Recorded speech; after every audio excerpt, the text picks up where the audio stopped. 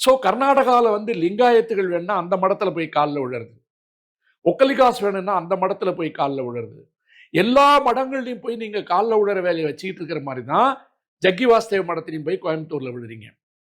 அவர் மட்டும் எங்கிருந்தா வந்தார்? கர்நாடகாவில் ஆரம்பித்து கடை திறந்தார், கோழி பண்ணை நடத்தி பார்த்தாரு, கன்ஸ்ட்ரக்ஷன் கம்பெனி நடத்தி பார்த்தாரு, ஒன்றும் பிஸ்னஸ் ஆகலை.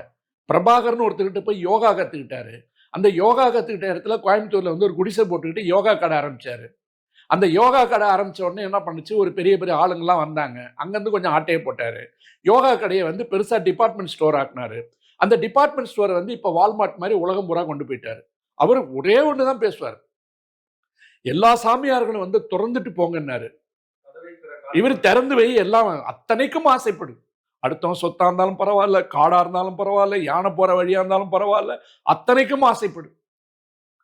அதுல சில பேர் என்ன பண்ணான், அடுத்தவன் பொண்டாட்டிக்கும் ஆசைப்படலாம் போல இருக்கு, ஐயா சொல்றாருன்னு சொல்லிட்டு அதுக்கும் போறான். அது ரொம்ப கொச்சையாயிரும். அதுக்கு பின்னாடி வேற ஒரு ஸ்டோரி இருக்கு, அதை நான் இந்த இடத்துல சொல்ல விரும்பல.